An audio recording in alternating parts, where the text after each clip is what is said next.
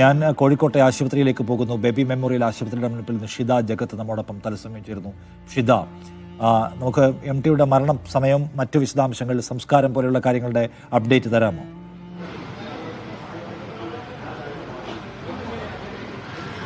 നിഷാദ്, അല്പസമയം മുൻപാണ് എല്ലാ മലയാളികളുടെയും അദ്ദേഹത്തെ സ്നേഹിക്കുന്ന എല്ലാവരുടെയും പ്രാർത്ഥനകളെ വിഫലമാക്കിക്കൊണ്ട് MT ഈ ലോകത്തോട് വിട പറയുന്നത്.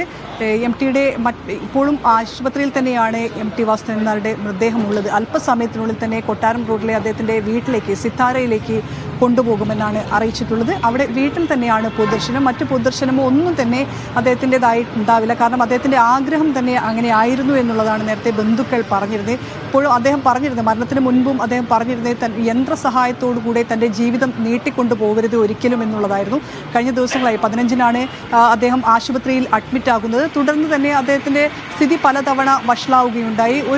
ഒരു ദിവസം അത് അത്രയേറെ ക്രിറ്റിക്കലായ, അത്രയേറെ ഗുരുതരമായ ഒരു അവസ്ഥയിലേക്ക് എത്തിയിരുന്നു. പക്ഷേ അവിടെ നിന്നും അദ്ദേഹം ജീവിതത്തിലേക്ക് തിരിച്ചു വരുന്നതാണ് പിന്നീട് കണ്ടത്. എല്ലാവരും അദ്ദേഹം തിരിച്ചു വരുന്നതും കാത്ത് ഒരുപാട് ആളുകൾ അദ്ദേഹത്തെ കാണാൻ വേണ്ടി ഇവിടേക്ക് എത്തുകയും ചെയ്തിട്ടുണ്ടായിരുന്നു. അദ്ദേഹം തിരിച്ചു വരുമെന്നുള്ള പ്രതീക്ഷയിൽ തന്നെയാണ് എല്ലാ മലയാളികളും, എല്ലാ സാഹിത്യ ആസ്വാദകരും, MTയെ അത്രയേറെ സ്നേഹിക്കുന്ന എല്ലാവരും ഉണ്ടായിരുന്നത്. പക്ഷേ ആ പ്രാർത്ഥനകൾക്കൊക്കെ വിഫലമായിക്കൊണ്ട് ഇന്ന് രാവിലെയാണ് MTയുടെ നില കുറച്ചുകൂടെ ഗുരുതരമായി എന്നുള്ള ഒരു അറിയിപ്പ് ആശുപത്രിയിൽ നിന്നും വരുന്നത്. അദ്ദേഹത്തിൻ്റെ രക്തസമ്മർദ്ദം കുറഞ്ഞിരുന്നു. ഇന്നലെ മറ്റ് മാസ്കിൻ്റെ ഒന്നും സഹായമില്ലാതെ, ഓക്സിജൻ മാസ്കിൻ്റെ ഒന്നും സഹായമില്ലാതെ അദ്ദേഹം ശ്വസിക്കുന്നുണ്ടായിരുന്നു. പക്ഷേ ആ നിലയൊന്നും ആയിരുന്നില്ല ഇന്നുണ്ടായിരുന്നത്. കുറച്ചേറെ ഗുരുതരമായി തന്നെ തുടരുന്നു. അല്പസമയം മുമ്പ് രാത്രി ഒരു 10 മണിയോടുകൂടിയാണ് അദ്ദേഹത്തിൻ്റെ മരണം. അല്പസമയം മുൻപാണ് മലയാളത്തിന്റെ മഹാനായ എഴുത്തുകാരൻ MT വാസുദേവൻ നായർ 91-ാം വയസ്സിൽ കേരളത്തോട് വിട പറഞ്ഞത്, ഇന്ത്യയോട് വിട പറഞ്ഞത്.